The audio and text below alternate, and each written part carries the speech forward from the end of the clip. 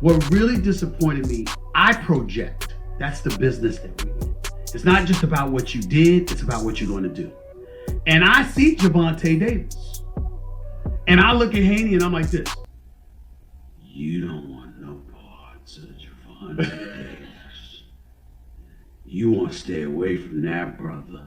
Because Haney gets hit too much.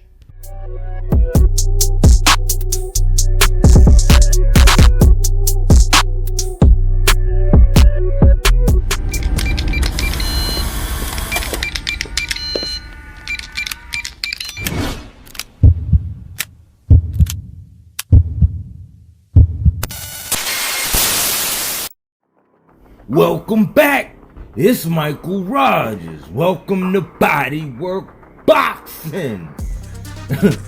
Man, we got Stephen A on the ones and twos, man, delivering a cryptic, horrific message from the young Lord Devin Haney. You know, I'm the type where I like to let all the facts come out. I like to let chain of events unfold before I give and speak my piece. But man, when it comes to Devin Haney, man, it look like this man is in between a rock and a hard place.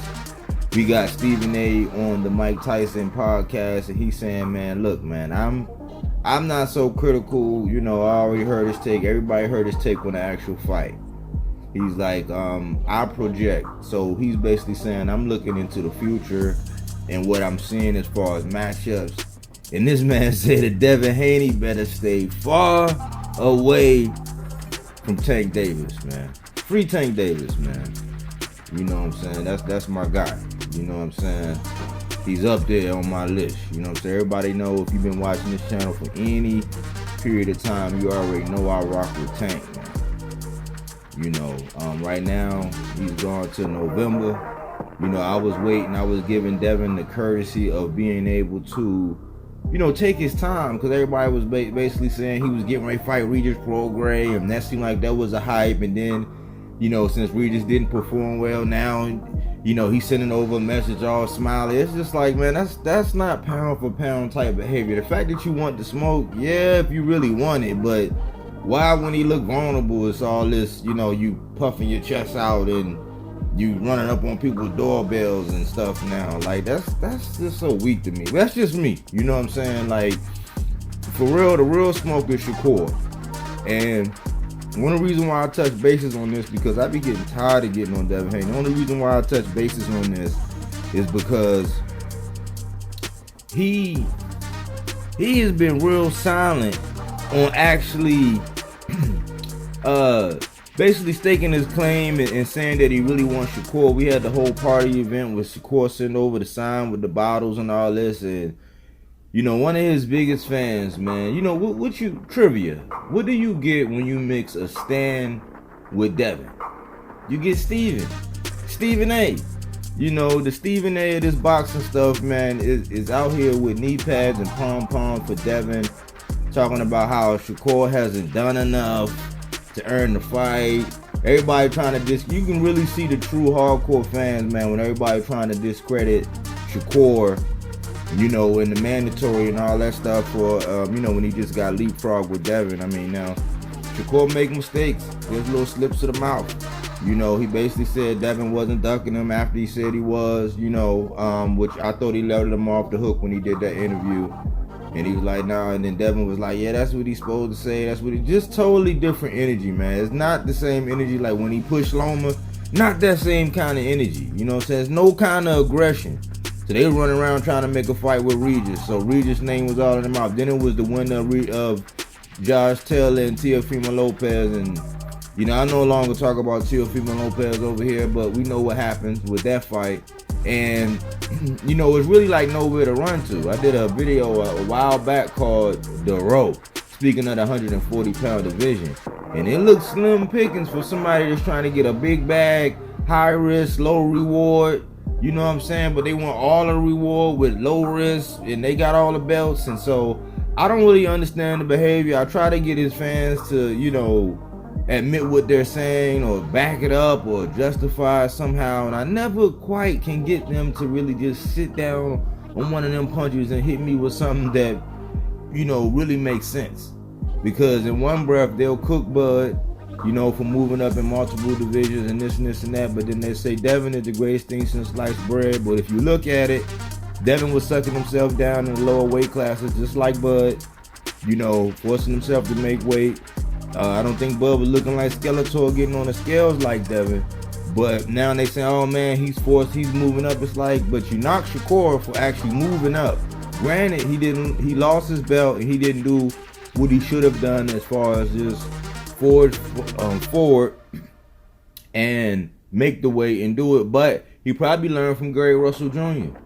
When Gary Russell Jr. fought Lomachenko, and I'm not making excuses, it's just history. When Gary Russell Jr. fought Lomachenko, he had to lose an absorbent amount of weight overnight because the scale, something was going on. And he decided he was going to push forward and go for it anyway. That could have been Shakur. He said he just didn't have any more weight to lose. Nevertheless, they knocked Shakur. Even though, you know, he's coming from what? He was 126, 130, now he's at 135, and now they saying he got to do something. But Rolly, he go right up and get a title shot, right? I don't think that Fulton, when it come down anyway, he not saying, oh man, he got to come up and do so, he got to prove something. Like, nobody has that behavior, you know what I'm saying? Nobody's looking for Earl Spence to go up to 54. You know, granted the outcome of that fight, he moves on to 54. Nobody's expecting him to go up there and try to prove himself at 154. That kind of talk only comes when you talk about Devin fans. But back to what Stephen A says, because right now, the guy with the knee pads is basically saying that Devin wants Tank. And, you know, Shakur is a byproduct, a hindsight, an afterthought. He has nothing to offer. Yeah, he has nothing to offer other than a good scrap. You know what I'm saying? One that you more than likely is going to lose. Because for all the people that's going to get in my comment section and say, oh man, you just hating. Factually, I did score Devin winning that fight. But if I go by the numbers, he got outlanded 100 in total punches at 124 to 110 in total punches. He got out-jabbed. He out-jabbed the jab-smith, speaking about Lomachenko against Devin Haney, 25 to 20. So he out-jabbed the jabber.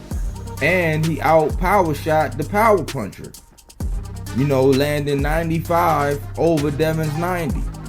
Devin's saving grace with the 49 body shots to the 9 body shots by Lomachenko, and the fact that Lomachenko took off round 12.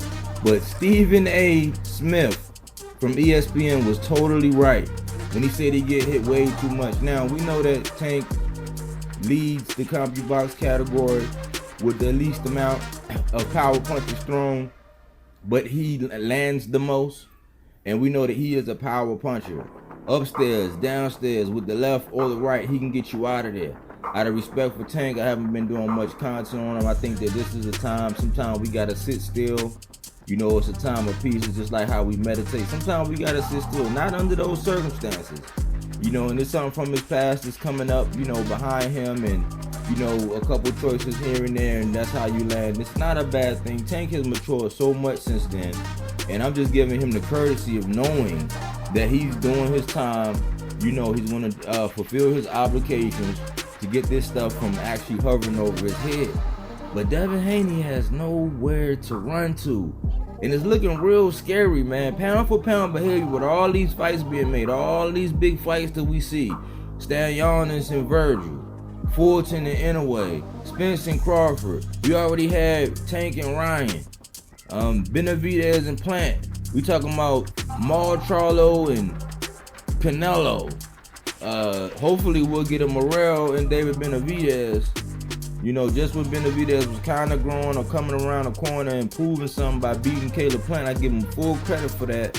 You know, I don't think he want that Mr. Morrell smoke, because Mr. Morrell says, outside the ring, I respect everybody, but inside the ring, I don't respect nothing, man. Anyways, man, what do you think, man? You know, so before you know, jump off the ledge and jump out there with a wild comment, I just want to know your thoughts on this, man. Stephen A is on to something, man. Devin get hit way too much.